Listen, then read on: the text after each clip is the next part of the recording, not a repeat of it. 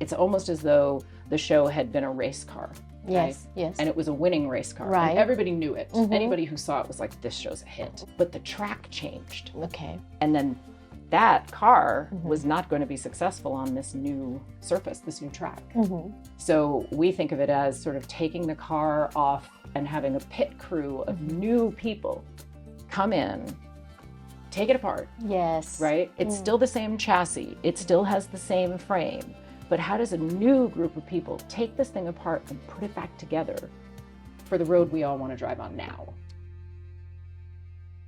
I opened my interview with Giselle and with Jose, thanking them for giving us time. But I want to thank you foremost because as we were having our conversation with each of them, they kept dropping your name as the godmother who like made sure that this happened. Thank you. Tell us about that. Thank you. It is the privilege of my professional life to be on this project with this group of humans. I had seen Here Lies Love at the Public along with everyone else, lost my mind, thought it was brilliant. And a couple of years ago, some people were, reviving the idea of bringing it finally to Broadway. And they came to me, I think, frankly, because it's a show about a very powerful woman, and Broadway has very, very few women lead producers. And I think the thinking was, well, we need a woman if we're gonna, right? And I thought about it and I saw it as an opportunity. And that was right before the pandemic, when it was clear Broadway was going to reopen and this show felt really urgent.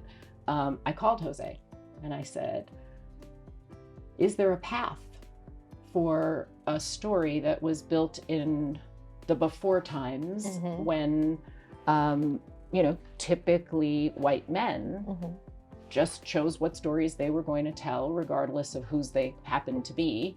And that was never questioned, and that was pretty normal. There was an opportunity to look at this team and look at this show and say, how could this move forward responsibly, ethically, morally, and successfully? And Jose, because he's such a brilliant thinker, and he said, the path forward requires generosity and humility. And it was like, boom. I just felt like a lightning bolt. I thought, I get it. Okay.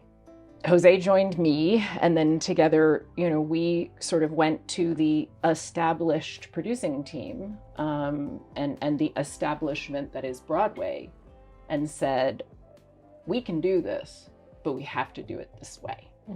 And everything we have done from that first conversation has been about building a new way. Right. How difficult was that? It remains very difficult. We're actually consciously, intentionally, openly and transparently taking apart the industry that we're trying to succeed in. So it is the hardest thing and the most interesting and the most exciting thing I've ever done. It requires an enormous amount of cooperation, collaboration, conversation. Not all of it is easy. And we are so sure that what we're building is the future. And in the same way that Lea Salonga is creating an opening, she's creating a lane for us to learn about these brilliant Filipina actors and singers. We don't know. You're talking about power. You are one of those. You are one of those powerful women behind the scenes in Broadway. You didn't have to do this. Yes, I did. Why? The power of live theater as a storytelling vehicle is so unique, and I can't be reckless with that power. I have to be really intentional with it because it can do so much good.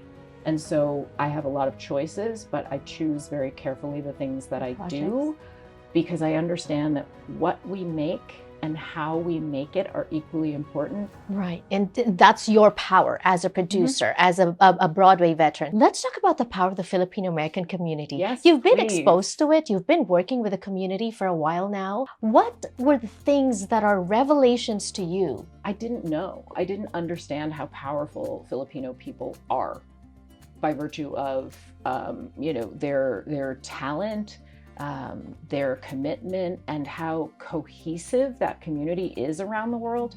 To see my Filipino colleagues showing up for their community it's mind-boggling to see that loyalty and the effort that everyone makes to show up for each other. It's really moving, Right. Inspirational.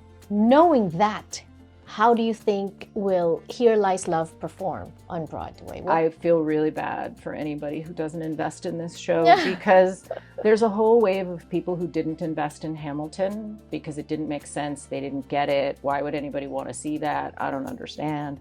And those people are still kicking themselves. So I have never actually gone out and raised this much money for any show that I felt this strongly about. And that's telling because you've done so many successful shows. Yeah. Right. This is a hit. This is a hit. And sometimes you just know.